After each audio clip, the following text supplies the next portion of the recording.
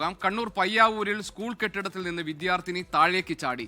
Sacred heart higher secondary സ്കൂളിലെ +2 വിദ്യാർത്ഥിനിയാണ് മുകളിലത്തെ നിലയിൽ നിന്ന് താഴേക്ക് ചാടിയത്. വിവരങ്ങളുമായി അജീഷ് ജയകുമാർ ഉണ്ട്. അജീഷ്, വിദ്യാർത്ഥിനിയുടെ ആരോഗ്യനില ഇപ്പോൾ എങ്ങനെയുണ്ട്? ഇതിന്റെ കാരണങ്ങൾ എന്താണെന്ന് കണ്ടെത്താൻ കഴിഞ്ഞിട്ടുണ്ടോ? വിവരങ്ങൾ എന്തൊക്കെ?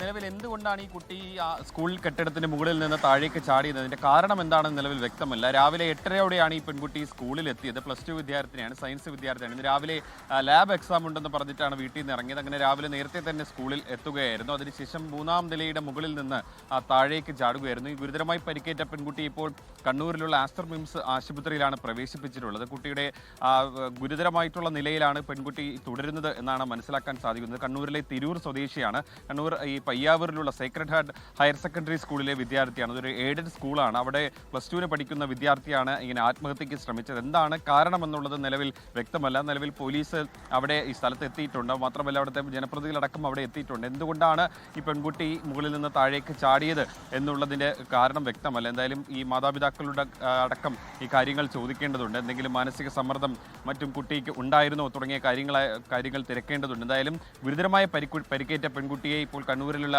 ആസ്റ്റർ മിംസ് ആശുപത്രിയിൽ പ്രവേശിപ്പിച്ചിട്ടുണ്ട്. രാവിലെ 8:30യോടെയാണ് ഈ സംഭവം നടക്കുന്നത്. ലാബ് എക്സാം ഉണ്ടായിരുന്നു സ്കൂളിൽ. ആ ലാബ് എക്സാമിന് വേണ്ടിയിട്ടാണ് നേരത്തെ ഈ പെൺകുട്ടി സ്കൂളിൽ എത്തിയത്. അങ്ങനെ ആ സമയത്താണ് ഈ ആത്മഹത്യാ ശ്രമം നടക്കുന്നത്. ലോകത്തെവിടെയായാലും ഏത് സമയത്തും 24 വാർത്തകളും ഓഗ്മെന്റഡ് റിയാലിറ്റി പാക്കേജുകളും എക്സ്പ്ലെയിനറുകളും വിശദമായി കാണാൻ ഞങ്ങളുടെ യൂട്യൂബ് ചാനൽ നിങ്ങൾക്ക് സബ്സ്ക്രൈബ് ചെയ്യാം.